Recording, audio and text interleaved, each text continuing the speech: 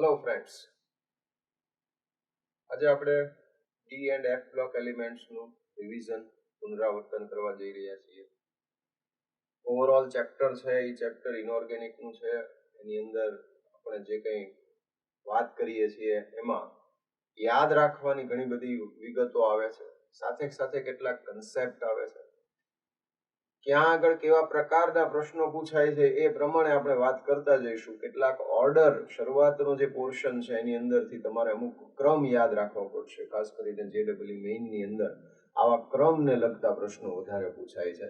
અને આના સિવાય આપણે આગળ જતા KMnO4 K2Cr2O7 છે, એની બનાવટ અને એની રાસાયણિક પ્રક્રિયાઓ છે એ જોઈશું.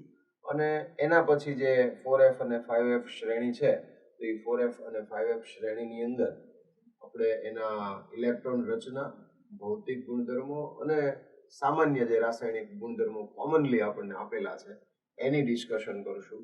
ઓવરઓલ થિયોરેટિકલી આટલું કામ કર્યા પછી આપણે PYQs ઉપર જશું અને PYQ આપણે કરશું. તો બે ભાગમાં રહેશે, થિયરી પોર્શન અને PYQ વાળો પોર્શન. જે કંઈ ક્વેશ્ચન્સ જેટલા બને એટલા મેક્સિમમ આપણે થઈ શકે એટલા સોલ્વ કરશું આની અંદર. અહીંયા સાઈઝથી શરૂ કરીએ તો તત્વો જે છે સંક્રાંતિ ધાતુ તત્વો, તો આ સંક્રાંતિ ધાતુ તત્વો એક તો આપણે અહીંયા ટૂંકમાં વાત એ કરી લઈએ કે સંક્રાંતિ તત્વ કોને કહેવાય.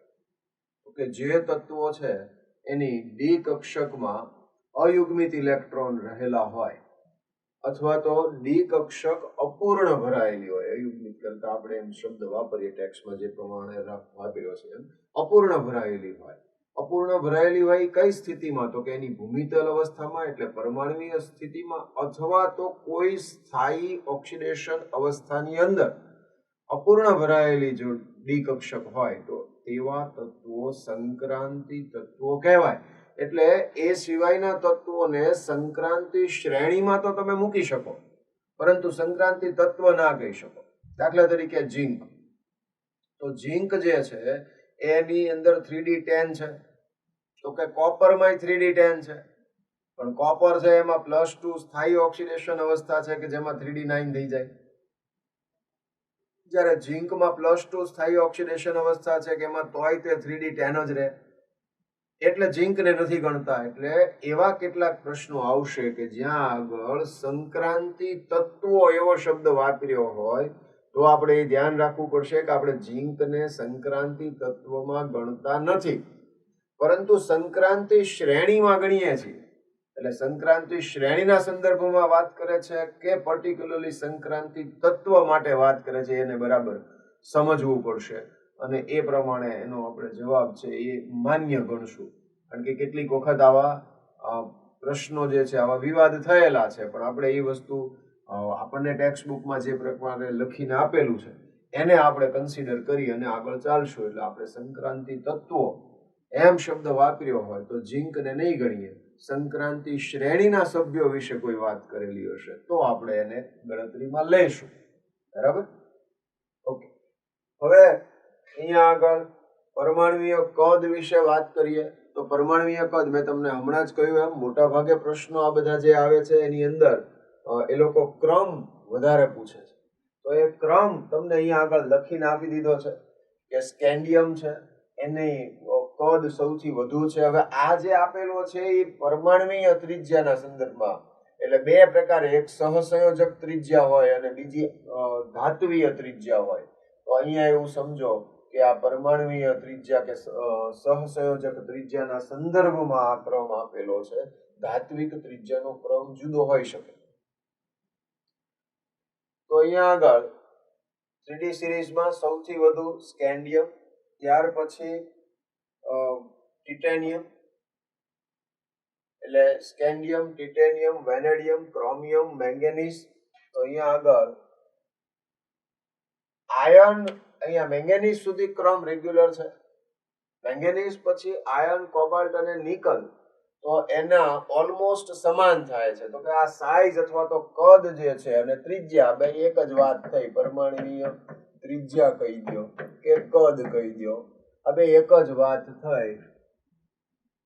અને એમાં ત્રિજ્યા અથવા કદની અંદર તો કે એમાં જેમ જેમ અયુગ્મિત ઇલેક્ટ્રોનની સંખ્યા શરૂઆતમાં અયુગ્મિત કરતા ડી કક્ષકમાં ઇલેક્ટ્રોનની સંખ્યા જેમ જેમ વધતી જશે એમ એમ ત્રિજ્યા ઘટતી જાય છે. એટલે કેન્દ્રમાં ધન વીજભાર વધતો જાય છે. એટલે ઇફેક્ટિવ ન્યુક્લિયર ચાર્જ જેને કહેવાય એ વધતો જશે તો ત્રિજ્યા ઘટતી જશે. એટલે સ્કેન્ડિયમની સૌથી વધુ છે, પરમાણુ ક્રમાંક વધતો જશે એમ ત્રિજ્યા ઘટતી જશે. એક જ આવર્તની વાત થઈ. પછી Fe કોબાલ્ટ નિકલની લગભગ સમાન રહે છે. તો કે હવે ડી કક્ષકમાં બીજા જે અયુગ્મિત હતા ત્યાં સુધી તો બરાબર છે. પછી જેમ જેમ ઇલેક્ટ્રોન યુગ્મિત થતા જશે એટલે ડી કક્ષકો છે એ શિલ્ડિંગ અસર લગાડવાનું ચાલુ કરશે, જે આમાં જોવા ન મળે શરૂઆતમાં, કારણ કે હજુ તો ડી કક્ષકો ખાલી છે, એમાં એક એક ઇલેક્ટ્રોન આવતો જાય છે. તો ડી કક્ષકો એકબીજા ઉપર થોડી શિલ્ડિંગ અસર લગાડશે, જેના કારણે જે ઇફેક્ટિવ ન્યુક્લિયર ચાર્જ છે એ થોડું ઘટશે. એટલે કે અસરકારક કેન્દ્રીય વીજભાર જે છે અને શિલ્ડિંગ અસર એ લગભગ સમાન હશે. એટલે એની ત્રિજ્યાઓ આશરે સમાન હશે. પછી છેડા ઉપર જતા અસરકારક કેન્દ્રીય વીજભાર કરતા શિલ્ડિંગ અસર વધી જશે. હવે શિલ્ડિંગ અસર જેટલી વધારે હોય એનો અર્થ કે કેન્દ્ર દ્વારા લાગતું આકર્ષણ બળ ઓછું છે. અને મગજમાં બેસાડજો, કારણ કે જનરલી આવો પ્રોબ્લેમ જોવા મળે છે. શિલ્ડિંગ અસરનો અર્થ શું થશે? તો કે ભાઈ અસરકારક કેન્દ્રીય વીજભાર છે, જો શિલ્ડિંગ અસર વધુ એનો અર્થ કે અસરકારક કેન્દ્રીય વીજભાર ઓછો. બરાબર? એ કેન્દ્રમાં દ્વારા જે આકર્ષણ બળ લાગતું હોય, શિલ્ડિંગ થાય એનો અર્થ એમ કે અસરકારક કેન્દ્રીય વીજભાર ઓછો લાગશે બહાર સુધી. એટલે અહીંયા શિલ્ડિંગ અસર વધશે, એના કારણે અસરકારક કેન્દ્રીય વીજભાર ઘટશે. એટલે છેડા ઉપર આ બે તત્વો છે એનું ત્રિજ્યા વધશે. ક્લિયર થઈ ગયું આટલું? બરાબર. એવી રીતે 3D 4D તો ડી કક્ષકો 3D અને 4D શ્રેણીને આપણે જ્યારે સરખામણી કરતા હોઈએ તો સ્વાભાવિકપણે સમૂહમાં નીચે જાઓ એમ ત્રિજ્યા વધતી જાય. એટલે 3D કરતા 4D જે છે એ શ્રેણીની ત્રિજ્યા વધારે હશે. પણ 4D અને 5D વચ્ચે આશરે સમાન છે. 4D અને 5D વચ્ચે આશરે સમાન છે. તો આ 4D અને 5D આશરે સમાન છે. આ જો મગજમાં રાખજો, આશરે કેવો છે? સમાન છે. હવે આશરે સમાન છે શું કામ? તો કે લેન્થેનોઇડ કોન્ટ્રાક્શન, લેન્થેનોઇડ સંકોચન એના માટે જવાબદાર છે. એના કારણે 4D શ્રેણી અને 5D શ્રેણીના જે અનુવર્તી તત્વો એમ જોવાનું પાછું. બરાબર? એટલે ઝર્કોનિયમ હોય તો ઝર્કોનિયમની નીચેનું જે તત્વ હાફમેનિયમ છે તો એ બેયની ત્રિજ્યા આશરે સમાન છે એમ. બરાબર? નિયોબિયમ અને ટેન્ટેલમ છે તો એ બેયની ત્રિજ્યા આશરે સમાન છે. તો એ ઉપર નીચેના તત્વો છે એની સરખામણી કરવાની છે. તો એ રીતે જોવાનું છે. લેન્થેનોઇડ સંકોચન છે એ એવું દર્શાવે છે કે ઇલેક્ટ્રોન છે એ 4f છે, તો અહીંયા 5D માં ઇલેક્ટ્રોન દાખલ થતા પહેલા 4f માં દાખલ થાય છે, કે જે અંદરની કક્ષક છે અને એના લીધે અસરકારક કેન્દ્રીય વીજભાર વધુ હોય. અસરકારક કેન્દ્રીય વીજભાર વધુ હોય એટલે ત્રિજ્યા ઘટે. તો 4D કરતા 5D ની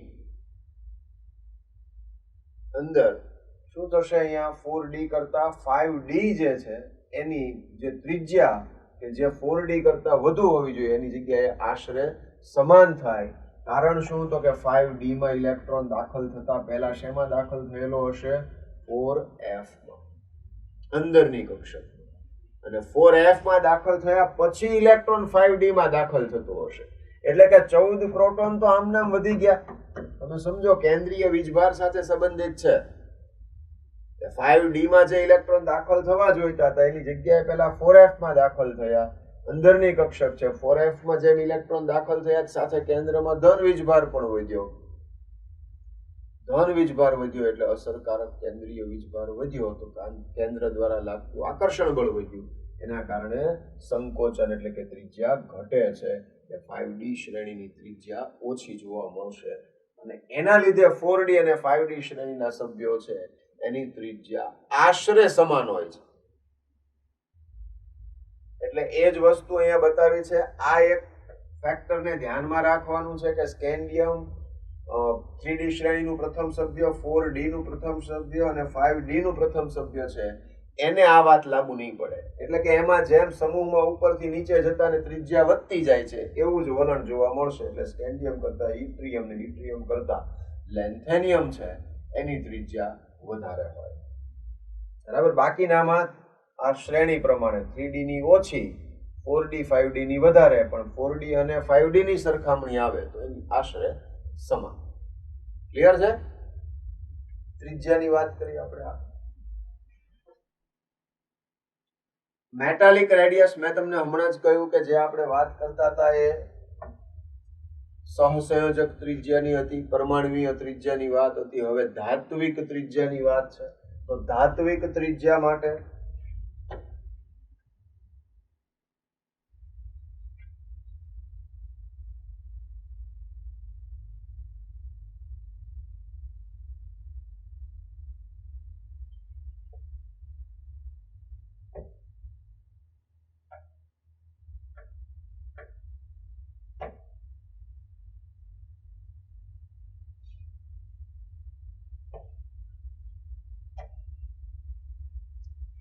ધાત્વિક ત્રિજ્યાની અંદર શું થશે?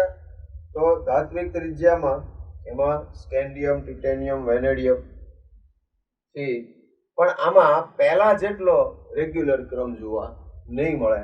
સ્કેન્ડિયમ છે, સ્કેન્ડિયમ પછી ટિટેનિયમ છે. એટલે સ્કેન્ડિયમની સૌથી વધુ ધાત્વિક ત્રિજ્યાની વાત છે.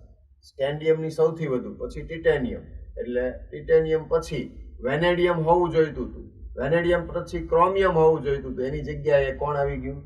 મેંગેનીઝ અને ઝિંક આવી ગયા.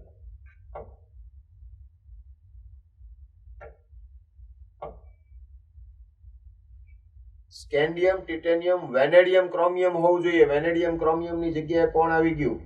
યાદ રાખવાનું છે આ. તો કે મેંગેનીઝ અને ઝિંક. અપવાદ છે. ત્યાર પછી વેનેડિયમ, ક્રોમિયમ, વેનેડિયમ, ક્રોમિયમ પછી મેંગેનીઝ જે આવવું જોઈતું હતું એ તો આગળ આવી ગયું. તો અહીંયા ફરીથી પાછો અપવાદ આવ્યો. શું આવ્યો અપવાદ? તો કે અહીંયા જે Fe આવવું જોઈતું હતું, પછી કોબાલ્ટ, પછી નિકલ, પછી કોપર હતું, એ કોપર આગળ આવી ગયું. ક્યાં? ક્રોમિયમ પછી. બે વસ્તુ યાદ રાખવાની. ટિટેનિયમ પછી મેંગેનીઝ અને ઝિંક ઇક્વલ, પછી વેનેડિયમ, ક્રોમિયમ, ક્રોમિયમ પછી ફરી પાછું છેલ્લેથી કોપર આગળ લઈ આવવાનું. ક્યાં? વેનેડિયમ પછી ક્રોમિયમ, ક્રોમિયમ પછી કોપર, પછી Fe, કોબાલ્ટ અને નિકલ આશરે સમાન. આશરે સમાન. બરાબર છે? અહીંયા આગળ આયોનિક રેડિયસની વાત કરીએ, આયોનિક ત્રિજ્યાની વાત કરીએ તો જેમ અસરકારક કેન્દ્રીય વીજભાર, આને આમ લખવું જોઈએ ખરેખર, Z ઇફેક્ટિવ, ઈ જેમ વધે, અસરકારક કેન્દ્રીય વીજભાર જેમ વધશે એમ એની સાઈઝ ઘટશે. બરાબર. ત્રિજ્યા છે, અસરકારક કેન્દ્રીય વીજભાર વધે તો સ્વાભાવિક છે કે ત્રિજ્યા અથવા કદ ઘટે. આમ થશે. ત્યાર પછી તો આ આયોનિક ત્રિજ્યાની, એટલે તમે સમજો કે જેમ જેમ કોઈ પણ એક જ તત્વ લઈ લેશો, દાખલા તરીકે મેંગેનીઝ છે તો મેંગેનીઝ હોય, મેંગેનીઝ +2 હોય, મેંગેનીઝ +3 હોય. બરાબર. આ રીતે આવશે. એટલે કે જેમ જેમ ધન વીજભાર વધતો જશે એટલે અસરકારક કેન્દ્રીય વીજભાર વધ્યો, અસરકારક કેન્દ્રીય વીજભાર વધ્યો તો ત્રિજ્યા ઘટતી જશે. સ્વાભાવિક છે. જે વસ્તુ તમે આગળ શીખી ગયા હતા એની એ જ છે પિરિયોડિક ટેબલ.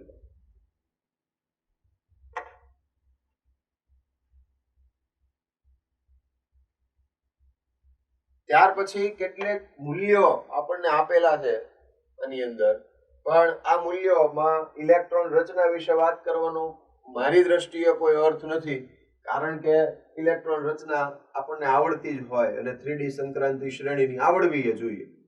બરાબર. તો અહીંયા આગળ scandium, titanium, vanadium, chromium, manganese, iron, cobalt, nickel, copper ને ઝિંક 3D1, 3D2, 3D3. તો એમાં આપણને હવે યાદ રહી ગયું હોય કે ભાઈ ક્રોમિયમ અને કોપર બે જગ્યાએ અપવાદ આવે છે, તો વાત પૂરી થઈ ગઈ. બરાબર. એ જરૂર ક્યાં પડે? 4D અને 5D શ્રેણી. તો 4D માં જ સૌથી વધુ અપવાદ છે, પછી 5D ને 6D માં એટલા બધા નથી.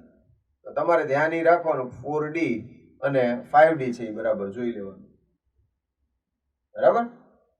એમાં ઇલેક્ટ્રોન રચના 3D ની યાદ રાખવાની, એટલે 3D ઉપરથી એટલે કે ડી કક્ષકમાં યાદ રાખવાના કે ઇલેક્ટ્રોન ક્યાં કેટલા ભરાય, એના ઉપરથી એસ ના કેટલા ઇલેક્ટ્રોન હશે એ ગણતરી કરી લેવાની, એ પ્રમાણે યાદ રાખવાનું. એની અંદર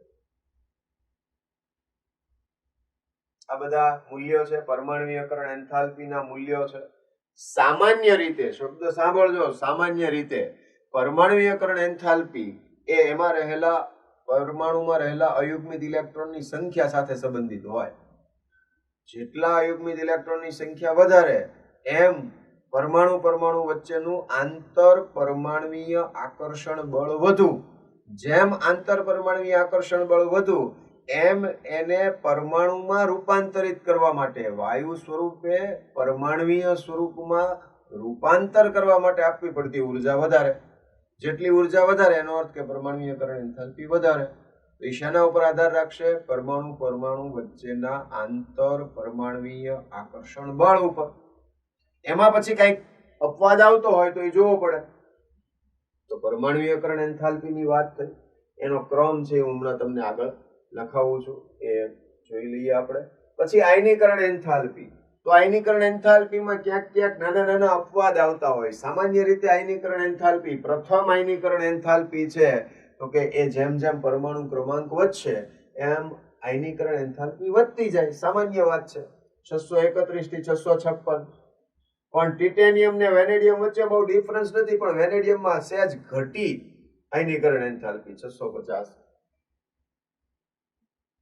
પછી ક્રોમિયમમાં 653.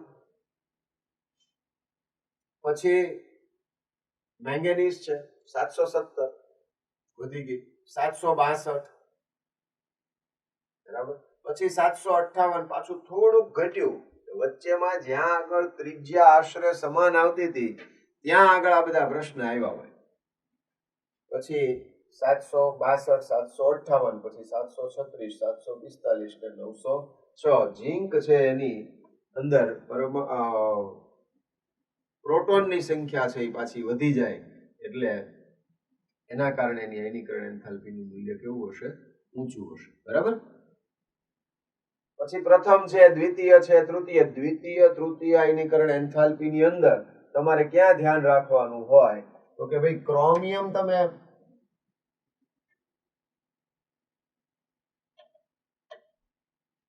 ક્રોમિયમ જે છે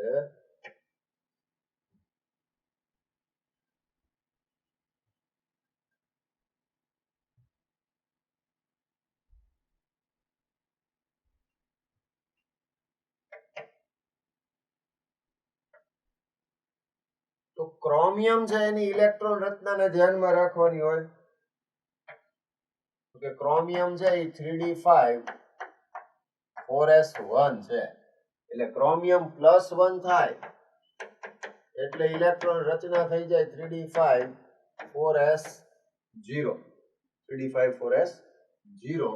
તો હવે વિચારો કે ક્રોમિયમ +2 જે હશે તો એ +2 થવા માટે ઇલેક્ટ્રોન ક્યાંથી દૂર કરવો પડશે? 3d5 માંથી. તો સ્વાભાવિકપણે કે જે નોર્મલ ફેરફાર થતો હશે એની કમ્પેરિઝનમાં ક્રોમિયમ +2 છે એ બનાવવા માટે આયનીકરણ એન્થાલ્પીનું મૂલ્ય વધુ જોઈશે, એટલે કે વધારે ઉર્જાની જરૂર પડશે. હવે એની જ જગ્યાએ તમે Fe+1 Fe+2 કરો તો એ ફરી જશે આખું. Fe માં શું હોય? 3d6 4s2 હશે. બરાબર. તો +1 એટલે 4s1 થશે અને +2 એટલે 4s0 થશે. આમ થાય. તો ત્યાં જે વધારો થતો હશે એની સાપેક્ષમાં ક્રોમિયમ +1 માંથી +2 માં આયનીકરણ એન્થાલ્પીનું મૂલ્ય ઊંચું જોવા મળશે. એટલે અહીંયા દ્વિતીય આયનીકરણ એન્થાલ્પીના મૂલ્યની વાત છે તો આ જો scandium, titanium, vanadium, chromium, manganese, sorry અહીંયા મારે મેંગેનીઝમાં ઉદાહરણ લેવાની જરૂર હતી.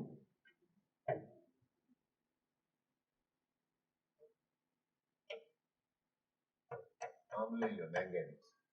મેંગેનીઝમાં 3d5 4s2 એની +1 ને +2 હશે બરાબર. તો જુઓ ક્રોમિયમ +2 ની આયનીકરણ એન્થાલ્પી ઊંચી છે અને એની સાપેક્ષમાં મેંગેનીઝની +2 ની આયનીકરણ એન્થાલ્પી નીચી છે કારણ કે ઇલેક્ટ્રોન 4s માંથી નીકળશે, બીજો એટલે 3d માંથી નહીં નીકળે.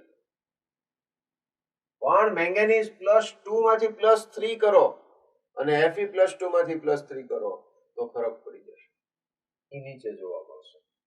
જો મેંગેનીઝ +2 માંથી +3 અને Fe+2 માંથી +3. ખરેખર Fe+2 માંથી +3 એનો પરમાણુ ક્રમાંક વધુ છે, આયનીકરણ એન્થાલ્પી વધુ હોવી જોઈએ, પણ નથી. તો ત્યાં ઇલેક્ટ્રોન રચના ઉપર આધારિત છે. 3d5 છે એ મોસ્ટ સ્ટેબલ, નોર્મલી એ કેવી ગણાય, વધુ સ્થાયી ગણાય. 3d5 અર્ધપૂર્ણ ભરાયેલી કહેવાય. તો એના કારણે એની સ્થિરતા વધુ હશે અને એના કારણે એની આયનીકરણ એન્થાલ્પીનું મૂલ્ય ઊંચું જોવા મળશે.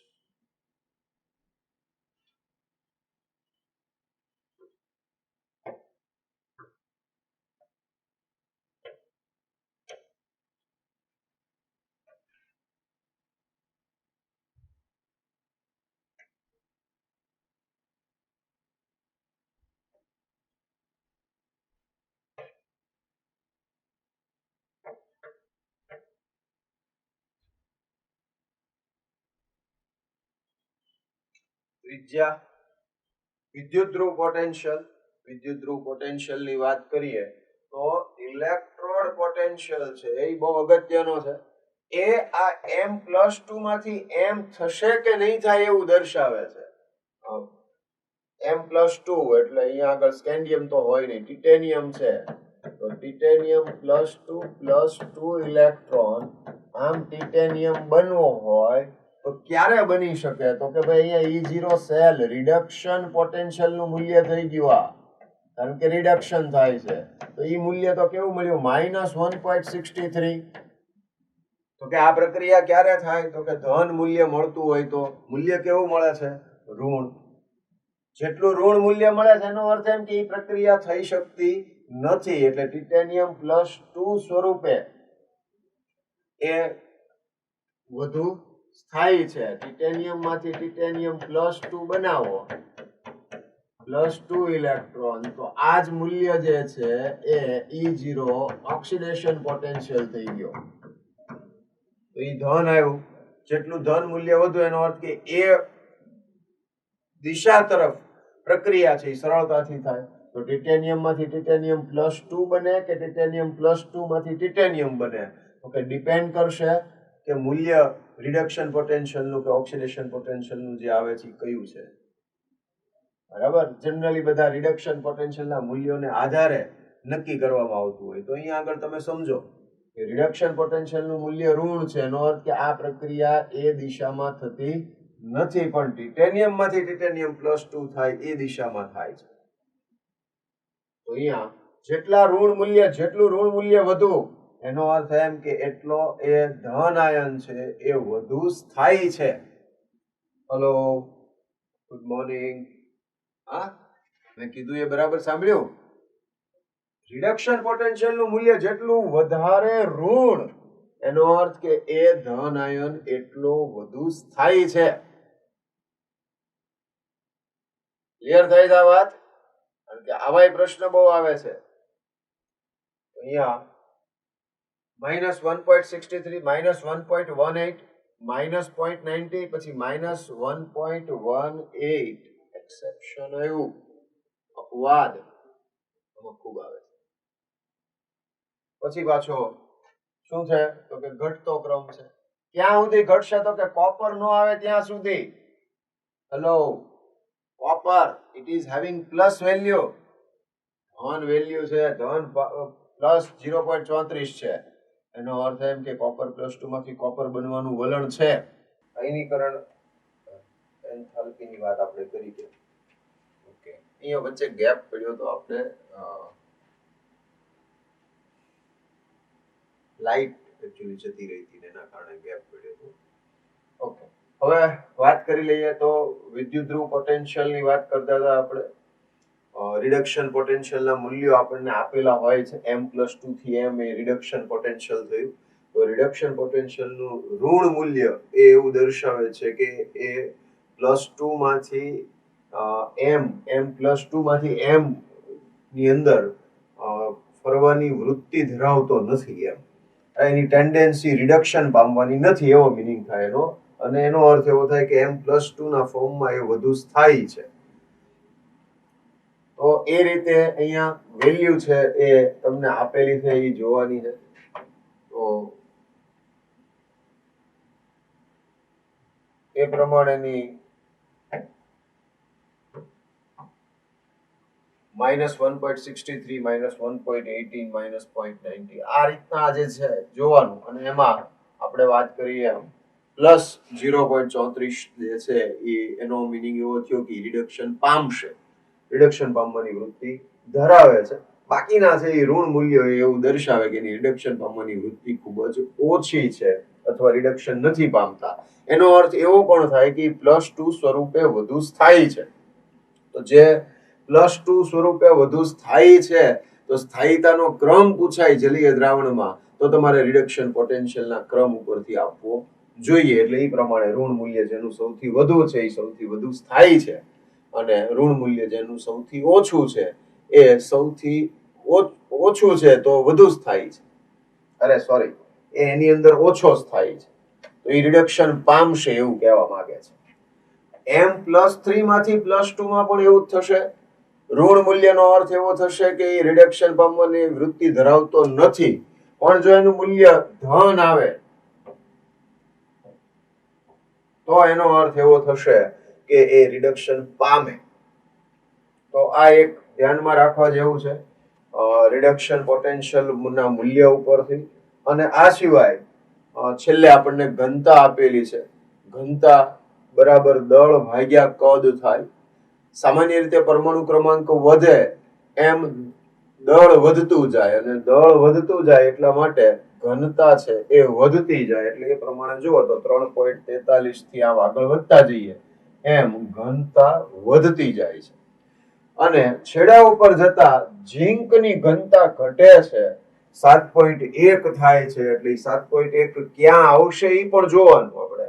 આ સ્કેન્ડિયમ, ટિટેનિયમ, વેનેડિયમ, પછી ક્રોમિયમ નહીં આવે, પછી ઝીંક આવશે ને પછી ક્રોમિયમ ને ઓનવર્ડ્સ આવશે. અહીંયા જોવાનું ઝીંક ક્યાં આવશે, વેનેડિયમ ને ક્રોમિયમ ની વચ્ચે આવશે ઝીંકની ઘનતા. બરાબર છે. કારણ એટલું જ છે કે એનું કદ વધે છે એટલે ઘનતા ઘટે છે, વધતી નથી. દળ વધ્યું પણ દળની સાપેક્ષમાં જો કદ વધારે વધતું હોય તો એમાં શું થશે, ઘનતા છે એ ઘટશે. તો આ વાત જે છે એ આપણે કરી લીધી ઘનતાની.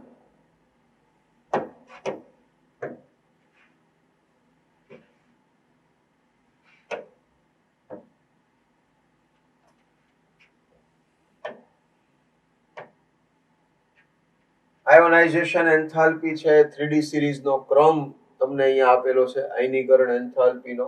તો એ આયનીકરણ એન્થાલ્પીનો ક્રમ છે એ આ પ્રકારનો છે. સ્કેન્ડિયમ છે, પછી વેનેડિયમ છે, એટલે સ્કેન્ડિયમની સૌથી ઓછી છે અને આ ફર્સ્ટ આયોનાઇઝેશન એન્થાલ્પીની વાત છે. તો અહીંયા સ્કેન્ડિયમ, પછી ટિટેનિયમ આવવું જોઈએ પણ વેનેડિયમ છે, પછી ક્રોમિયમ છે, પછી ટિટેનિયમ છે. એટલે આ એક પ્રકારનો અપવાદ થઈ ગયો. તો અહીંયા તમે આમ પણ એને યાદ રાખી શકો.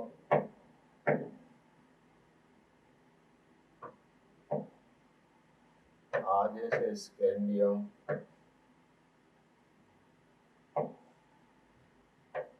Titanium, vanadium, chromium, manganese, iron, cobalt, Nikol, copper અને ઝિંક આમ હોય. બરાબર છે. તો શું કરવાનું રહે, તો અહીંયા આગળ આ જે ટિટેનિયમ છે, બરાબર, વેનેડિયમ, ક્રોમિયમ તો આવી ગયું, તો એને ક્યાં મૂકી દેવાનો, આમ યાદ રાખો. એટલે સ્કેન્ડિયમ, વેનેડિયમ, ક્રોમિયમ, પછી ટિટેનિયમ આવ્યું, પછી મેંગેનીઝ આવ્યું. મેંગેનીઝ આવ્યા પછી નિકલ આવશે, કોપર આવશે, કોબાલ્ટ અને એફી. તો અહીંયા આગળ જોવા જાવ તો એફી જે છે એ એફી ને ક્યાં મૂકી દીધું? તો એફી જે આવ્યું અને મેંગેનીઝ પછી નિકલ, એટલે આને લઈ લો અહીંયા, બરાબર. એટલે મેંગેનીઝ પછી નિકલ આવી ગયું, નિકલ પછી આ જે છે એ આવશે અહીંયા, બરાબર. પછી કોબાલ્ટ ને પછી એફી, આમ થઈ ગયું. એટલે આ પાછું આ ચેન્જ થઈ જશે, અહીંયા. એટલે બહુ બધા ચેન્જીસ આવ્યા આમાં. તો થોડુંક ઓડ છે આની અંદર, અથવા તો આ રીતે લખેલો છે ક્રમ, સ્કેન્ડિયમ પછી ટિટેનિયમ નથી, વેનેડિયમ, ક્રોમિયમ, પછી ટિટેનિયમ આવી ગયું, મેંગેનીઝ, મેંગેનીઝ પછી આયર્ન આવવું જોઈએ, પણ આયર્ન છેલ્લેથી બીજું છે, આયર્ન, કોબાલ્ટ, નિકલ, બરાબર. એટલે નિકલ આગળ આવી જાય છે, પછી કોપર, પછી કોબાલ્ટ, પછી એફી અને પછી ઝિંક. આ એક ધ્યાનમાં રાખવાનું. 5D છે એની આયનીકરણ એન્થાલ્પી સૌથી વધુ છે. અગેન લેન્થેનોઇડ કોન્ટ્રાક્શન ને કારણે આવું બને છે, બરાબર. તો લેન્થેનોઇડ કોન્ટ્રાક્શન જે છે, સંકોચન, લેન્થેનોઇડ સંકોચન, તો એ લેન્થેનોઇડ સંકોચનને કારણે કેન્દ્રનું અસરકારક વીજભાર છે અથવા તો એનો કેન્દ્ર દ્વારા લાગતું આકર્ષણ બળ છે એ વધી જાય છે, અને એના કારણે એની આયનીકરણ એન્થાલ્પી છે 3D કરતા પણ વધારે છે. એટલે 5D greater than 3D greater than 4D. આમ જોવા જાવ તો 3D પછી 4D પછી 5D એમ હોય, પણ આવી રીતના જે હોય તો એમાં ખરેખર 3D ની સૌથી વધુ હોવી જોઈએ, પછી 4D પછી 5D હોવું જોઈએ. તમે જુઓ કે 5D પહેલા આવી, પછી 3D પછી 4D. તો એનું કારણ લેન્થેનોઇડ સંકોચનને કારણે એની ત્રિજ્યા ઘટે છે અને અસરકારક કેન્દ્રીય વીજભાર વધુ હોય છે, એના કારણે એની આયનીકરણ એન્થાલ્પીનું મૂલ્ય સૌથી વધુ છે.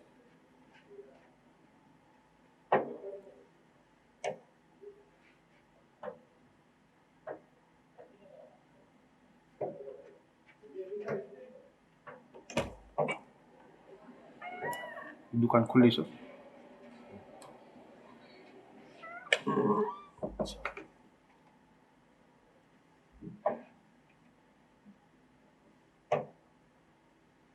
ઘનતાની વાત કરી લઈએ. હમણાં આપણે જોઈ ગયા ઘનતા, તો ઘનતાનો ક્રમ છે એ આપણને એનસીઆરટી માં જે મૂલ્યો આપ્યા છે એના આધારે ઘનતાનો આ ક્રમ બનાવેલો છે, તો એ આ ક્રમમાં રહેશે. સ્કેન્ડિયમ, ટિટેનિયમ, વેનેડિયમ, ઝિંક અપવાદ રૂપે વેનેડિયમ ને ક્રોમિયમ ની વચ્ચે આવી જશે. આમ જોવા જાવ તો ઘનતાની અંદર હમણાં જ મેં તમને એ વાત કરી. બાકી મેંગેનીઝ, આયર્ન, કોબાલ્ટ, નિકલ ને કોપર. હીટ ઓફ એટોમાઇઝેશન, તો હીટ ઓફ એટોમાઇઝેશન એટલે કે પરમાણુયકરણ એન્થાલ્પી. તો પરમાણુયકરણ એન્થાલ્પી ની વાત તો કરી ગયા, પણ એનો ક્રમ જે બને છે એ આ પ્રકારનો છે. પરમાણુયકરણ એન્થાલ્પી ની અંદર જેમ જેમ પરમાણુમાં ઇલેક્ટ્રોનની સંખ્યા, આમ તો એવું કહેવું જોઈએ કે અયુગ્મિત ઇલેક્ટ્રોનની સંખ્યા વધતી જાય તો એમ એમ એની પરમાણુયકરણ એન્થાલ્પી વધતી જાય, કારણ કે પરમાણુઓ વચ્ચેનું આંતર પરમાણુય આકર્ષણ બળ વધતું જાય એના કારણે. તો ઝિંક સૌથી ઓછું આવશે, પૂર્ણ ભરાયેલી કક્ષકો છે, પણ પછી મેંગેનીઝ છે, પછી scandium, copper, chromium, iron, cobalt, nickel, titanium ને વેનેડિયમ. મીન્સ કે કોઈ પણ પ્રકારની નિયમિતતા નથી, સંપૂર્ણપણે અનિયમિત છે. તો આને કંઈક યાદ રાખવા માટે ટ્રીક બનાવવી પડે. તો આના માટે આપણે આવી ટ્રીક બનાવી શકીએ, બાકી પોતપોતાની રીતે બનાવી શકો, બાકીનામાંય તમે કરી શકો. પછી તમને ઈ પાછું યાદ રહેવું જોઈએ તમે શેના માટે શું લીધું છે સ્ટેટમેન્ટ, અને એને પાછી રિપીટ કર્યા કરવાનું. આને આ રીતના જોઈ શકાય કે જાને મન સુનો, બરાબર, જાને મન સુનો ક્यों करती हो फिक्र, बराबर, जाने मन सुनो क्यों करती हो फिक्र, कोई नहीं तेरे सिवा, कोई नहीं तेरे सिवा. આવું કંઈક કરી શકીએ. આના સિવાયનું બીજું કંઈક બનાવીને મૂકી શકાય. એ કઈ એવડી મોટી વાત નથી કે આપણે એક જાતે તમારી રીતે તમે કરી શકો. આ એક સરસ મજાનું ફની છે એટલે આપણને જલ્દીથી યાદ રહી જાય. તો પહેલું એ યાદ રાખજો કે શેના માટે છે, તો કે પરમાણ્વીયકરણ એન્થાલ્પી માટે છે, બરાબર. અને એમાં નિશાની કઈ આવે છે જોજો. તો પરમાણ્વીયકરણ એન્થાલ્પીમાં જનરલી અયુગ્મિત ઇલેક્ટ્રોનની સંખ્યા વધુ હોય, જેમાં એનું પરમાણ્વીયકરણ એન્થાલ્પી વધુ હોય, પણ એ ફિક્સ નથી કે એક જ વસ્તુ ઉપર કોઈ નિયમિત રીતે આપણે એને દર્શાવી શકીએ. એટલે ધ્યાન રાખવાનું. એટલે અહીંયા આગળ લેસ ધેન વાળી સાઇન આવશે. સૌથી ઓછું ઝીંકનું છે એમ પરમાણ્વીયકરણ એન્થાલ્પીમાં યાદ રાખવાની. સૌથી વધુ વેનેડિયમ છે. આ બે વસ્તુ યાદ રાખવાની. એટલે એરો મૂકવામાં લેસ ધેન કે ગ્રેટર ધેન નો ખ્યાલ રહે. એ પહેલી વાત થઈ. બીજું, આ મેં તમને કીધું એ વાક્ય તમે નીચે લખવાનું અને લખ્યા પછી એને તમારે પાછું રિપીટ કરવાનું. ભાઈ આ જાને મન સુનો એટલે હું? તો કે જાને એટલે ZN, મન એટલે MN, સુનો એટલે SC, ક્યું કરતી હો ફિક્ર, ક્યું એટલે CU થાય, ક્યું કરતી હો CR, ફિક્ર FE, કોઈ નહીં એટલે કોબાલ્ટ ને નિકલ, તેરે સિવાય એટલે ટિટેનિયમ ને વેનેડિયમ.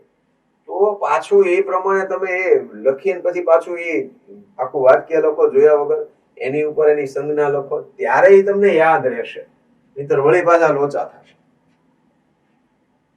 ઓકે, આઈ હોપ કે તમને આઈડિયા આવી ગયો હશે. બરાબર.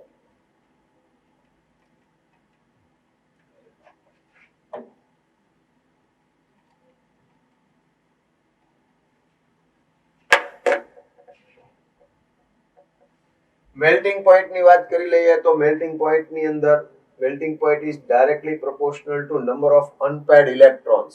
અયુગ્મિત ઇલેક્ટ્રોન ની સંખ્યાના સમચલનમાં છે. મેલ્ટિંગ પોઈન્ટ એટલે ગલન બિંદુ, ગબી. ગબી ઉબી ની વાત કરવાની છે આપણે.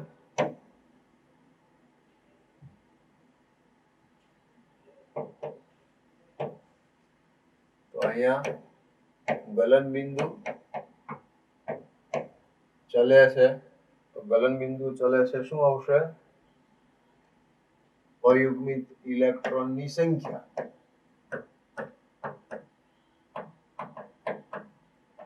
આવું કહી શકીએ આપણે.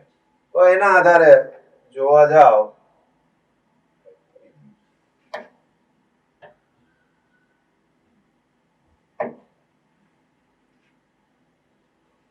થ્રીડી સિરીઝ ની અંદર મેક્સિમમ મેલ્ટિંગ પોઈન્ટ જે છે એ ક્રોમિયમ નું છે, મેંગેનીઝ નું નથી, ક્રોમિયમ છે. તો એ યાદ રાખો. 4D સિરીઝમાં મોલિબ્ડેનમ અને 5D સિરીઝ ની અંદર ટંગસ્ટન છે, બરાબર. અને નોર્મલી મેલ્ટિંગ પોઈન્ટ છે એ 3D, 4D અને 5D એમ વધતું જશે ગલન બિંદુ જે છે એ. પણ સાથે જો છેડા ઉપરના જે તત્વો છે એનું લઈ લો તો એ zinc greater than cadmium greater than mercury, આવું કંઈક ક્રમ આવે છે. તો આમાં નોર્મલી અયુગ્મિત ઇલેક્ટ્રોનની સંખ્યા વધતી જાય એમ એ વધતું જાય છે મૂલ્ય, બરાબર. અને એમાં અપવાદ રૂપે મેંગેનીઝ અને ટેક્નેશિયમ છે એમાં એ ઘટે છે. મેગ્નેશિયમ અને ટેક્નેશિયમ, સોરી, મેંગેનીઝ અને ટેક્નેશિયમ ની અંદર એ ડાઉનફોલ આવે છે અને ફરી પાછું જેમ જેમ અયુગ્મિત ઇલેક્ટ્રોનની સંખ્યા ઉપર આધારિત થઈ જાય છે. એટલે આ એક ધ્યાનમાં રાખવાનું. મેંગેનીઝ અને ટેક્નેશિયમ બે ની અંદર ગ્રાફ તમે જોઈ લેજો તો ગ્રાફમાં ડાઉનફોલ આવતો હશે.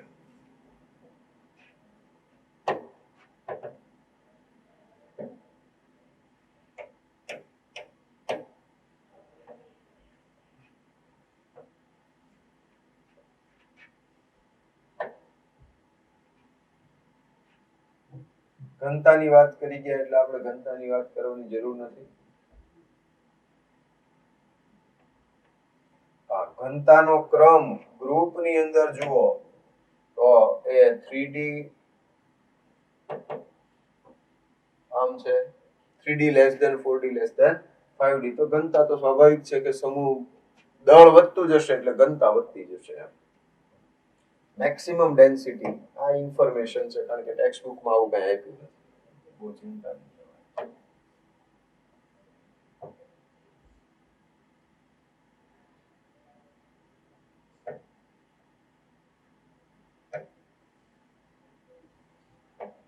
હવે આપણે જોઈ લઈએ K2Cr2O7 છે એની બનાવટ અને એના રાસાયણિક ગુણધર્મો એટલે પ્રક્રિયાઓ કેવા પ્રકારની કરશે. K2Cr2O7 ની રાસાયણિક પ્રક્રિયાઓ જોઈએ તો K2Cr2O7 અને એમાં બેઝિક માધ્યમમાં એને જો લેવામાં આવે તો બેઝિક માધ્યમમાં એ K2CrO4 માં પરિવર્તિત થાય છે અને કલર ચેન્જ ઉપરથી ખ્યાલ આવશે. K2Cr2O7 છે એ ઓરેન્જ કલર છે, કેસરી રંગ હશે અને અહીંયા K2CrO4 છે એ પીળો રંગ છે અને આમાં કેસરી. બરાબર. તો એ રીતે OH- સાથેની પ્રક્રિયાથી K2Cr2O7 માંથી K2CrO4 માં રૂપાંતરિત થશે.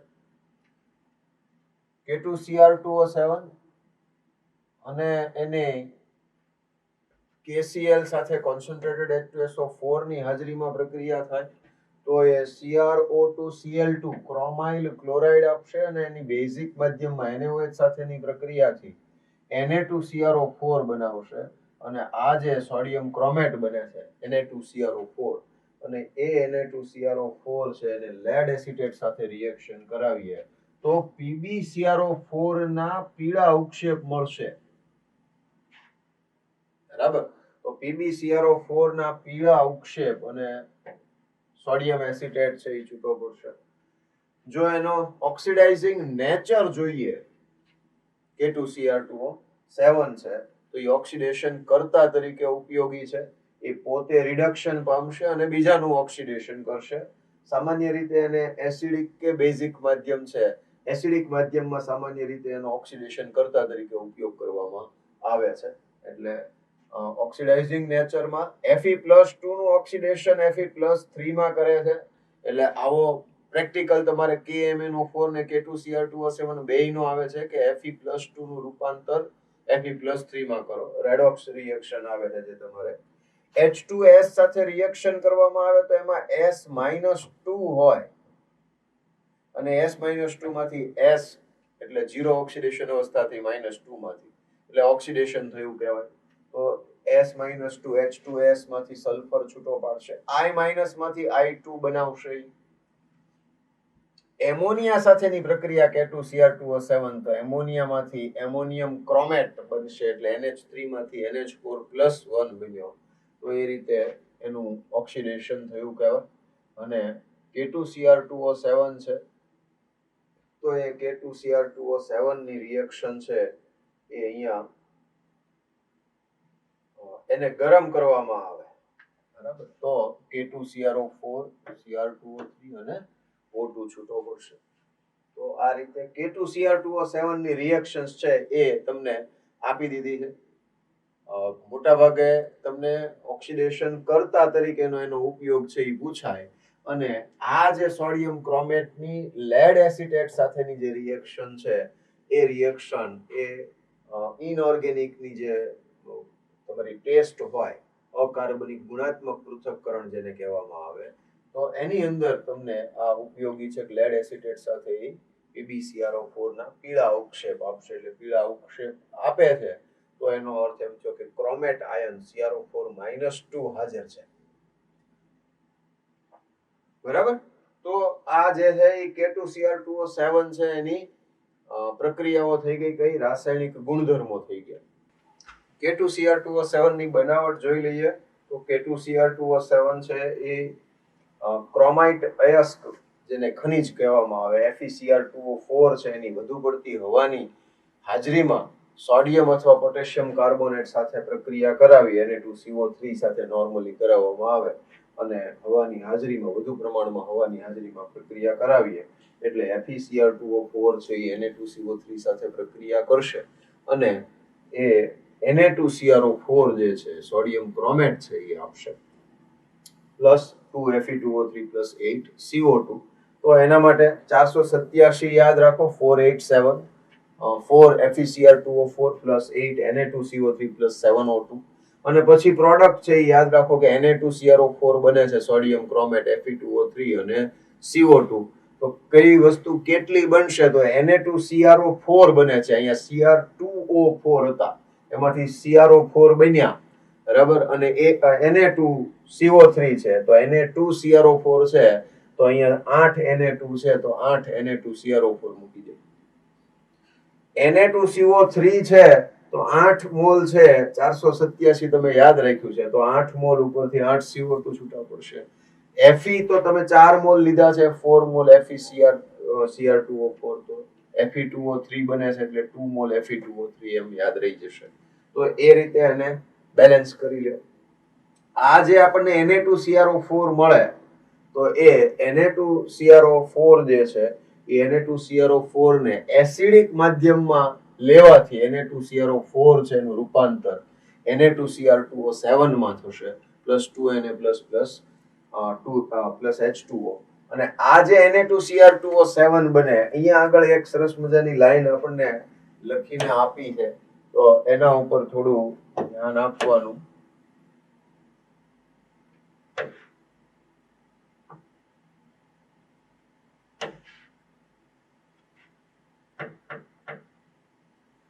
શું કહે છે? પોટેશિયમ ડાયક્રોમેટ કરતા સોડિયમ ડાયક્રોમેટ પોટેશિયમ ડાયક્રોમેટ કરતા વધુ દ્રાવ્ય છે. આવું કારણ કદાચ આવું સ્ટેટમેન્ટ પૂછાઈ ગયું છે. નહીં પૂછાણું હોય તો આવું વિધાન વાળા જે ક્વેશ્ચન્સ હોય છે એની અંદર આવો પ્રશ્ન આવી શકે. એટલે ઇનઓર્ગેનિક ની અંદર ખાસ કરીને આ ચેપ્ટરમાં લાઈન ટુ લાઈન છે એ રીડ કરવું. 2 ચેપ્ટર, 8મું 9મું ચેપ્ટર છે એમાં. તો અહીંયા આગળ સોડિયમ ડાયક્રોમેટ કરતા પોટેશિયમ ડાયક્રોમેટ કરતા સોડિયમ ડાયક્રોમેટ વધુ દ્રાવ્ય છે. દ્રાવ્યતા બંનેના ઉક્ષેપ મળે જ છે, સાપેક્ષ રીતે દ્રાવ્યતાની વાત કરેલી છે, એટલે એ પણ એક ધ્યાનમાં રાખવી વાતને. તો અહીંયા પોટેશિયમ ડાયક્રોમેટ કરતા વધુ દ્રાવ્ય છે, તેથી સોડિયમ ડાયક્રોમેટના દ્રાવણની પોટેશિયમ ક્લોરાઇડ સાથે પ્રક્રિયા કરાવવામાં આવે, એટલે શું બની જાય? K2Cr2O7, અને K2Cr2O7 ને શું મળી જાય? અવક્ષેપ, કારણ કે એ ઓછો દ્રાવ્ય છે સાપેક્ષ રીતે Na2Cr2O7 કરતા, એટલે એના નારંગી રંગના સ્ફટિક છે એનું સ્ફટિકીકરણ થાય છે. તો એ રીતે આપણને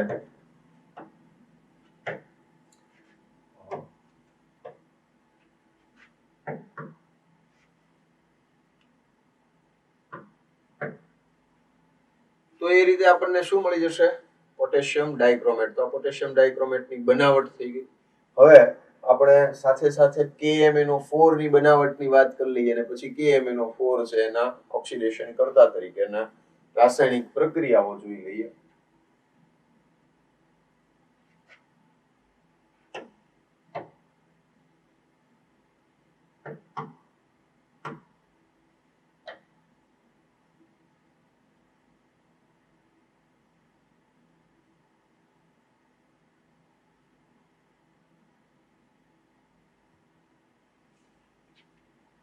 KMnO4 ની બનાવટ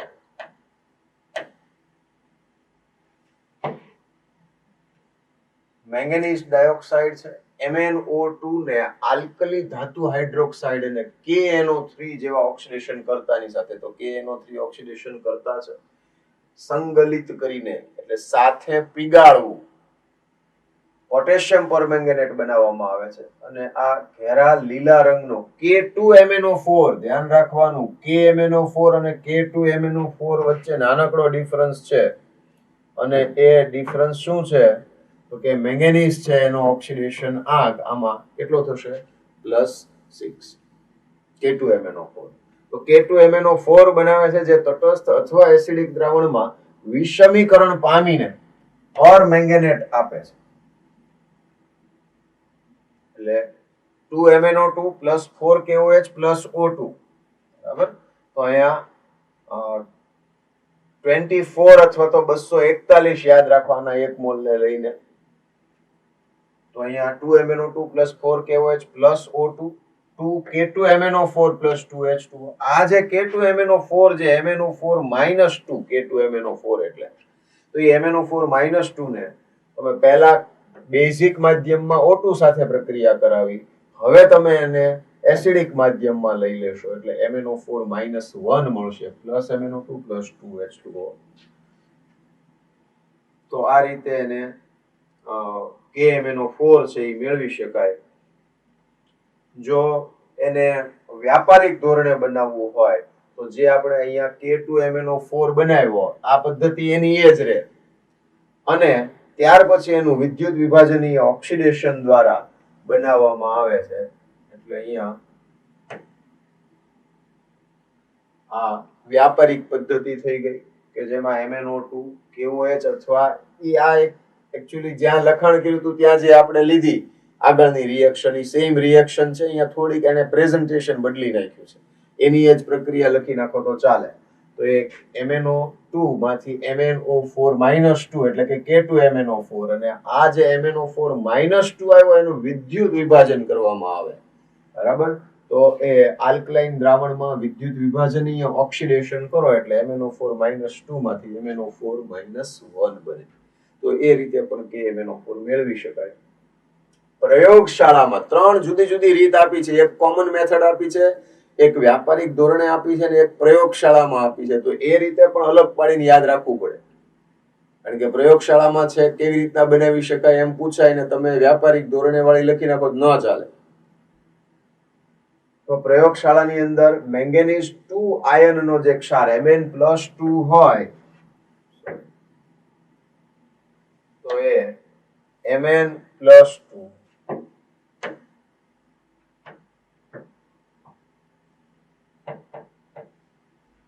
તો એ Mn+2 જે છે એને ઓક્સો ડાઇસલ્ફેટ દ્વારા પર ઓક્સો ડાઇસલ્ફેટ S2O8-2 S2O8-2 સાથે પ્રક્રિયા કરાવીએ તો એ Mn+2 નું ઓક્સિડેશન થઈ જશે MnO4-1 માં 10SO4-2 અને 16H+. પોટેશિયમ પરમેંગેનેટ ઘેરા જાંબુડિયા રંગના સ્ફટિકો બનાવે છે જે KClO4 સાથે સમબંધારણીય હોય છે. એ ક્યારેક બંધારણ એ પૂછાય છે, આપણને આવડવું જોઈએ. અને એના રાસાયણિક ગુણધર્મો વિશે આપણે વાત કરી લઈએ. KMnO4 ના આપણે બનાવટ વિશે વાત કરી. 3 પ્રકારની જુદી જુદી બનાવટો છે. એક સામાન્ય મેથડ છે કે જેમાં MnO2 ની KOH અને O2 સાથેની પ્રક્રિયા આપણે 487 યાદ રાખ્યું. એમાંથી K2MnO4 Fe2O3 અને CO2 મુક્ત થાય છે. K2MnO4 ને ત્યાર પછી આપણે એસિડિક માધ્યમમાં લઈએ એટલે આપણને મળી જશે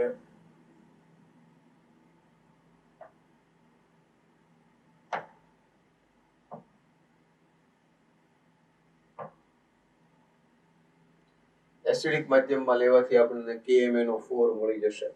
બીજું હતું વ્યાપારિક ધોરણે, એમાં K2MnO4 તો બનાવવાનો જ છે પણ એ K2MnO4 છે એનું વિદ્યુતીય એટલે વિદ્યુત વિભાજન પદ્ધતિથી ઓક્સિડેશન કરવામાં આવે અને એ રીતે KMnO4 બનાવી શકાય. અને ત્રીજી જે રીત છે એ Mn+2 નો કોઈ ક્ષાર લેવામાં આવે અને એના ઉપર પર ઓક્સો ડાઇસલ્ફેટ દ્વારા એને પરમેંગેનેટમાં ઓક્સિડેશન છે એ પામે. તો એ રીતે મળી શકે આપણને.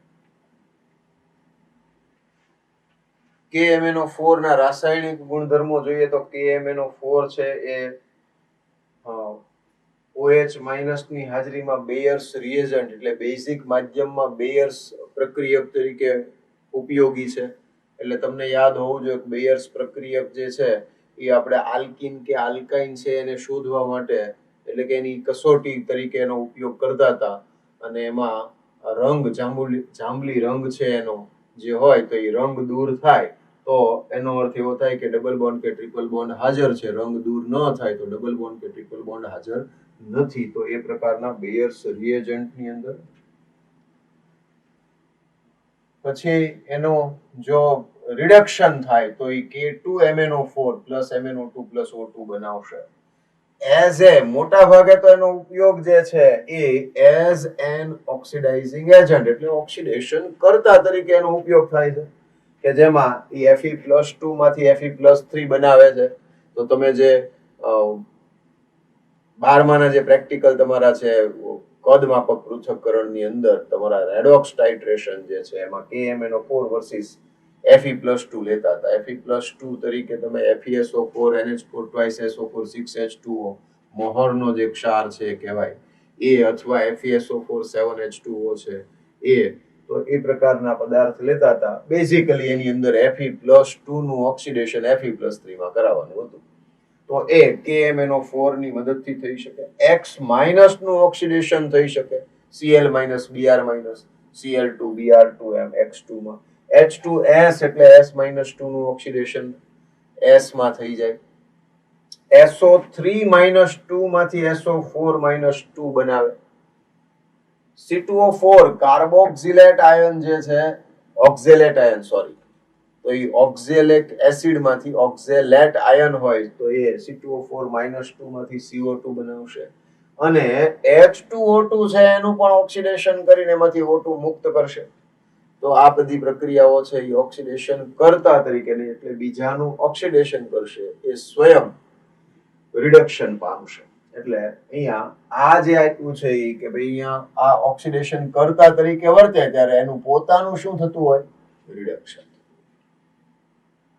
બરાબર. તો એ રીતની પ્રક્રિયાઓ તમને આપેલી છે.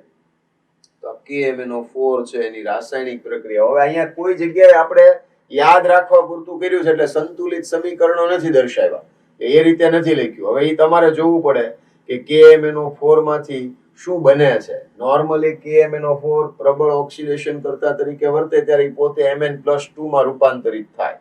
તો +7 માં છે અત્યારે, અને એમાંથી +2 માં રૂપાંતરિત થાય એટલે 5 ઇલેક્ટ્રોન મેળવે છે, તો સામેનો 5 ઇલેક્ટ્રોન ગુમાવતો હોવો જોઈએ.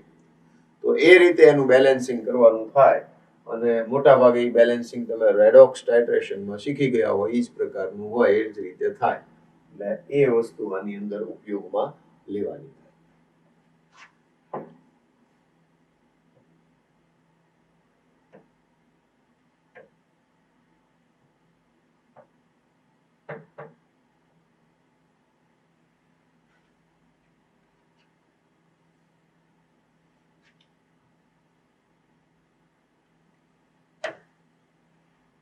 ત્યાર પછી આપણને આ જે 3D સંક્રાંતિ શ્રેણીના જે સભ્યો છે એના કેટલાક ઓક્સાઇડ આપેલા છે. સંક્રાંતિ તત્વોના ઓક્સાઇડ જે છે એ સામાન્ય રીતે બેઝિક જોવા મળે છે, પણ કેટલાક ઓક્સાઇડ ઉભય ગુણધર્મી અને કેટલાક ઓક્સાઇડ છે એ એસિડિક પણ જોવા મળી શકે. એટલે એસિડિકમાં તમે ગણતરીમાં લ્યો ને તો જેનો ઓક્સિડેશન ઊંચો હોય એ એસિડિક હોય. એટલે અહીંયા V2O5 છે એમાં વેનેડિયમ +5 છે. MnO3 ની અંદર +6 થાય, એમાં Mn2O7 માં +7 થાય. એટલે હાયર ઓક્સિડેશન સ્ટેટ વાળા આ જે તત્વો છે, સંયોજનો છે, તત્વો તરીકે વેનેડિયમ ને મેંગેનીઝ 2, અને એના આ +5 +6 +7 વાળા જે ઓક્સાઇડ્સ છે એ બધા એસિડિક ઓક્સાઇડ થશે. જો VO2 લેવામાં આવે, MnO2 કે Fe2O3 લેવામાં આવે તો એ ઉભય ગુણધર્મી છે, એટલે એનું ફર્ધર ઓક્સિડેશન થઈ શકે અને રિડક્શન થઈ શકે. ઉભય ગુણધર્મી છે. અને બેઝિક જોવા જાવ તો V2O3, તો VO એટલે વેનેડિયમ +2, બરાબર, ઓક્સિજન -2, બરાબર. તો આ VO, V2O3, MnO, Mn2O3, FeO, Fe3O4, COO, NiO અને CuO, ZnO. આ જે સંયોજનો છે એ બેઝિક ગુણધર્મ દર્શાવે છે. મોટા ભાગે એવું કહી શકાય કે સંક્રાંતિ ધાતુ તત્વોના જે ઓક્સાઇડ છે એ બેઝિક લક્ષણ દર્શાવે છે, ખાસ કરીને એના +2 સ્વરૂપના જે ઓક્સાઇડ્સ છે એ. તો એ બેઝિક નેચર, બેઝિક ગુણધર્મ દર્શાવશે. VO2, MnO2 ને Fe2O3 ઉભય ગુણધર્મી છે. V2O5, MnO3 અને Mn2O7 છે એ એસિડિક છે. બરાબર.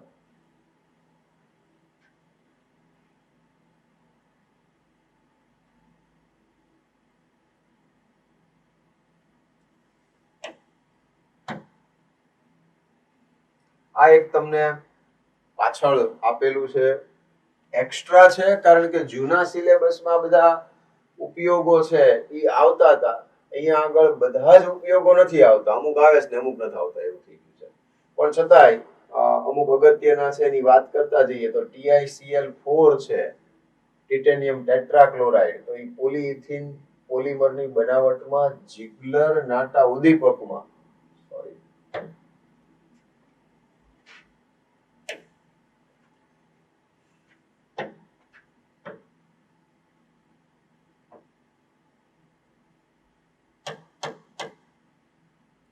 જીગ્લર નાટા ઉદ્દીપકમાં જીગ્લો અહીંયા આવે એ જીગ્લર નાટા ઉદ્દીપકમાં ટ્રાઇથાઇલ એલ્યુમિનિયમ જે છે એની સાથે આ PiCl4 નું મિશ્રણ છે એ બેયના મિશ્રણને જીગ્લર નાટા ઉદ્દીપક કહેવામાં આવે છે.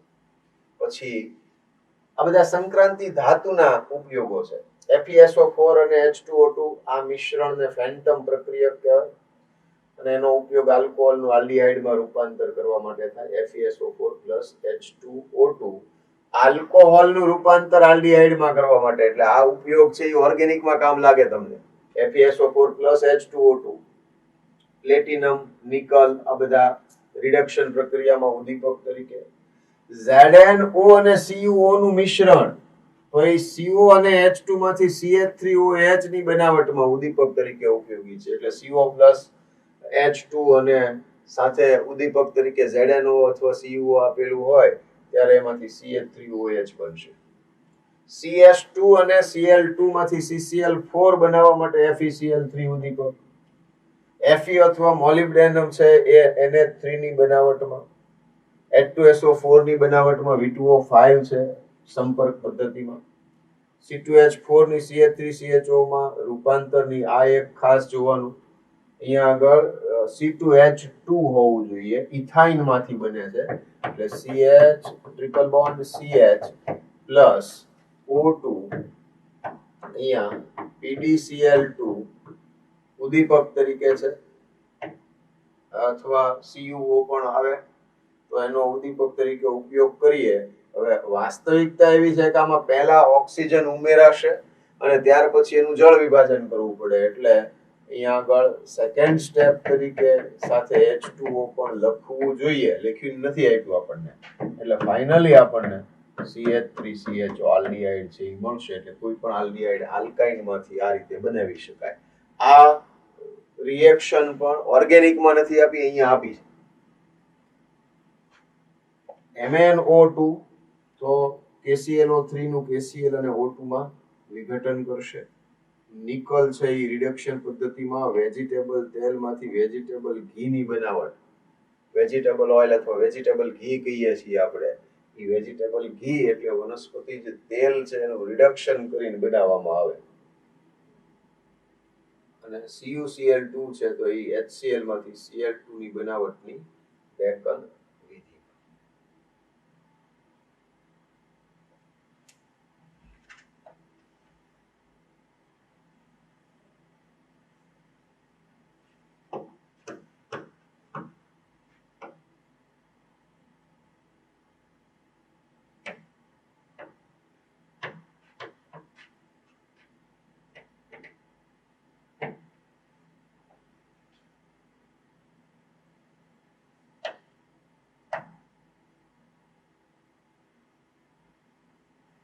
આંતર સંક્રાંતિ તત્વોની અંદર એક આ લેન્થેનિયમ થી લ્યુટેશિયમ તરફ જતા બેઝિકતા ઘટે છે. આ પણ વિગત આપણને અત્યારે નથી આપી, જૂની ટેક્સ્ટમાં હતી.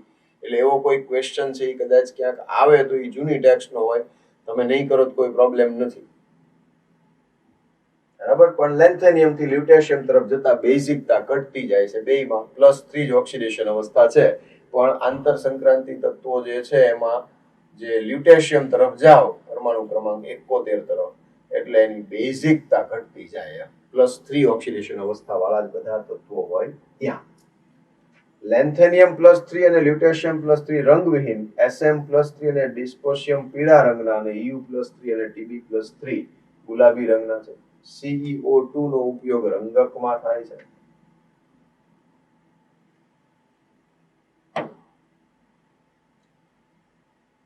પછી લેન્થેનોઇડ શ્રેણી અને એક્ટિનોઇડ શ્રેણી એમ બે શ્રેણી છે આપણને, 4F અને 5F શ્રેણી. તો 4F શ્રેણી છે એની વાત કરીએ તો લેન્થેનોઇડ સંકોચન, લેન્થેનિયમ તત્વો છે એની પછીના જે દાખલ થતા તત્વો છે એ બધાને લેન્થેનોઇડ શ્રેણીની અંદર આવશે. તો આ જે લેન્થેનોઇડ શ્રેણી છે એની અંદર નવા દાખલ થતા ઇલેક્ટ્રોન એ 5D ની બદલે અંદરની 4F કક્ષકમાં દાખલ થાય છે અને એના કારણે અસરકારક કેન્દ્રીય વીજભાર વધી જાય છે. અસરકારક કેન્દ્રીય વીજભાર વધી જાય એટલે એ કેન્દ્ર તરફ ઇલેક્ટ્રોનને આકર્ષે એટલે કક્ષકો સંકોચાય અને એના કારણે કદ ઘટે. તો આ કારણોસર જે લેન્થેનિયમ છે એનાથી લેન્થેનમ થી લ્યુટેશિયમ તરફ જાઓ એમ એની ત્રિજ્યા ઘટતી જાય એટલે કદ છે એ ઘટતું જાય. તો એ રીતે આ પ્રકારનું જે સંકોચન છે એને લેન્થેનોઇડ સંકોચન કહેવામાં આવે છે અને આમાં એકધારું સંકોચન થાય છે. અને એ જ રીતે જો આયોનિક સ્થિતિમાં +3 ઓક્સિડેશન અવસ્થાની અંદર વાત કરીએ અથવા M+3 આયનોમાં પણ નિયમિત રીતે આમાં ઘટાડો જોવા મળે છે. આ એનો ગ્રાફ આપી દીધો છે. ગ્રાફમાં આપણે બીજી કઈ જોવાનું નથી પણ અપવાદ કોઈ છે નહીં. +3 આયનો માટેની જે ત્રિજ્યા છે એનો ગ્રાફ છે એ પણ ધ્યાનમાં રાખજો. તો એ જેમ જેમ પરમાણુ ક્રમાંક વધતો જાય એટલે કેન્દ્રમાં ધન વીજભાર વધતો જાય, અસરકારક કેન્દ્રીય વીજભાર વધે છે, માટે ત્રિજ્યા ઘટતી જાય છે, જેને લેન્થેનોઇડ સંકોચન કહેવામાં આવે છે.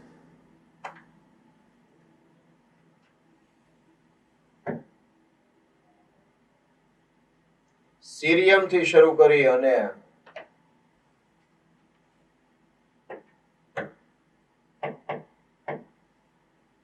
સીરિયમ, પ્રેસિડોમિયમ, નિયોડિયમ, પ્રોમિથિયમ, સમેરિયમ, યુરોપિયમ, ગેડોલિનિયમ, ટર્બિયમ, ડિસ્પોસિયમ, હોલ્મિયમ, અર્બિયમ, થુલિયમ, ઇટર્બિયમ અને લ્યુટેશિયમ. તો આ જે છે એ શું થઈ ગયું? શ્રેણી થઈ ગઈ આખી 4f શ્રેણી. અને 4f શ્રેણીની અંદર ઇલેક્ટ્રોન રચના પણ તમારે જોઈ લેવાની. લેન્થેનિયમમાં 5d16s2 છે. ત્યાર પછી સીરિયમમાં 5d1 છે. તો 3 જગ્યાએ 5d1 આવે. તમે એમ યાદ રાખી શકો. બરાબર? પહેલું, 7મું અને 14મું તત્વ એમ યાદ રાખી લો. પહેલું, 7મું અને 14મું. સિરીઝમાં પહેલું સીરિયમ છે, એ ધ્યાન રાખજો. પાછા લેન્થેનિયમ પહેલું ન ગણાય. લેન્થેનિયમ નામ આપ્યું શ્રેણીનું, ખરેખર લેન્થેનિયમ તત્વ છે એ 5d શ્રેણીનું પ્રથમ સભ્ય છે. ધ્યાનમાં રાખજો આ વિગત પણ. એટલે અહીંયા એક ગેડોલિનિયમ થઈ ગયું, એક સીરિયમ થઈ ગયું અને એક લ્યુટેશિયમ થઈ ગયું. આ 3 તત્વો છે જેમાં 5d1 હોય. બરાબર? અને આ સિવાય ત્રિજ્યા અને ઇલેક્ટ્રોન રચના જે કઈ +3, તો આની +3 ઓક્સિડેશન અવસ્થા વધુ સ્થાયી હોય છે. એટલે જે રાસાયણિક ગુણધર્મો જોવા મળશે એની અંદર બધી જગ્યાએ આપણને +3 ઓક્સિડેશન અવસ્થા પ્રમાણેના મળશે.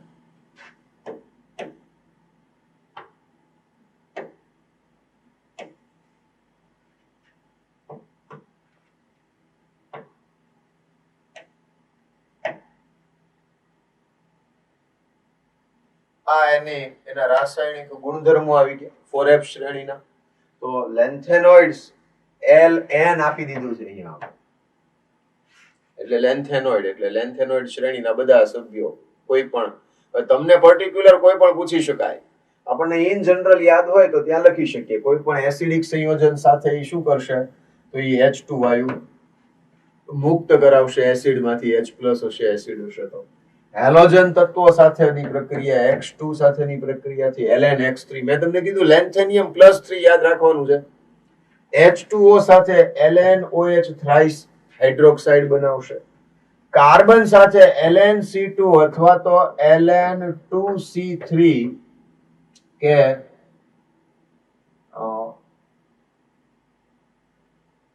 LnC3 પ્રકારના સંયોજન, આ LnC2 અથવા Ln2C3 પ્રકારના એના કાર્બાઇડ છે એ આપણને મળશે 2773 કેલ્વિન તાપમાને કાર્બન સાથે ગરમ કરવાથી.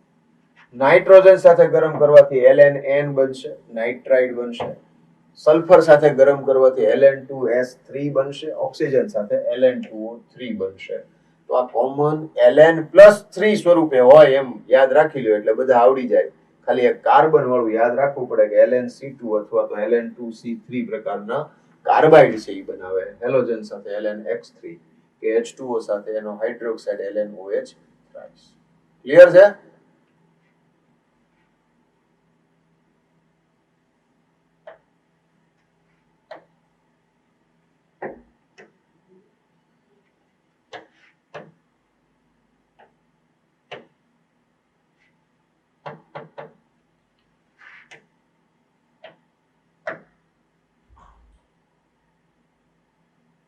લેન્થેનોઇડ યુક્ત મિશ્ર ધાતુનો ઉપયોગમાંથી પણ ઘણીવાર પ્રશ્ન આવે છે, પણ ઉપયોગો બહુ લિમિટેડ હોય એટલે પ્રશ્ન પૂછવાની સંભાવના ઘણી ઓછી હોય.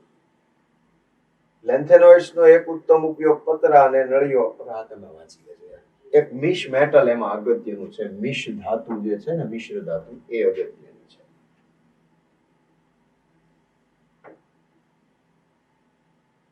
પછી એક્ટિનોઇડ્સ આવે. એક્ટિનોઇડ્સ ની અંદર તમે જુઓ તો એક્ટિનોઇડ્સ છે એ મોટા ભાગના રેડિયો સક્રિય તત્વો છે અને તેની શરૂઆતના તત્વોમાં સાપેક્ષીય લાંબો અર્ધાયુષ્ય સમય ધરાવે છે. શરૂઆતના પછીના તત્વો અર્ધાયુષ્ય સમય 1 થી લઈને 3 મિનિટના ગાળામાં હોય છે. 1 દિવસથી શરૂ કરી 3 મિનિટ જેટલો. એનો અર્થ કે એનો અભ્યાસ ખૂબ જ મુશ્કેલ છે. એને મળી આવે છે એ પ્રમાણ પણ ખૂબ જ ઓછું છે. તો અહીંયા આગળ એક્ટિનોઇડ્સ છે એની અંદર પણ પરમાણુવીય ત્રિજ્યા એટલે એને એક્ટિનોઇડ સંકોચન તમે કહી શકો કે જેમાં એની પરમાણુવીય ત્રિજ્યા છે એ ઘટતી જાય છે. અને એના જે રાસાયણિક ગુણધર્મોની વાત કરીએ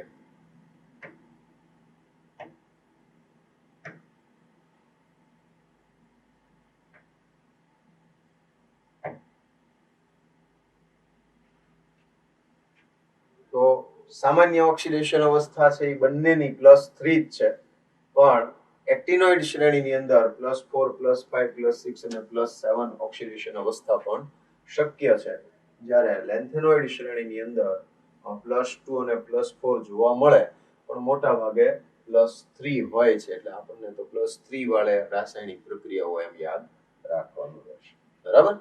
તો અહીંયા આગળ આપણે આ ચેપ્ટરનું રિવિઝન છે એ થિયોરેટિકલ પોર્શનનું કમ્પ્લીટ થાય.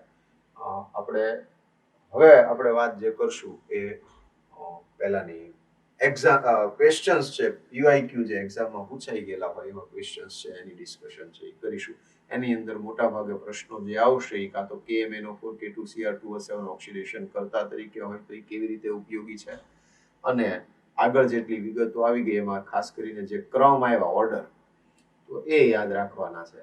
એને લગતા પ્રશ્નો હોય છે. અને જલીય દ્રાવણમાં આયનોની સ્થાયીતા આ પ્રકારના પ્રશ્નો હોય છે. રંગવાળા જે પણ પ્રશ્નો છે તો એ જલીય દ્રાવણમાં અથવા સંકીર્ણ સંયોજન બનવાને કારણે જે કંઈ રંગ જોવા મળે છે એ મારી દ્રષ્ટિએ આ ચેપ્ટર કરતા તમે કોઓર્ડિનેશન વાળા ચેપ્ટરની અંદર એવા પ્રશ્નો કરો તો એ વધારે સારું રહેશે.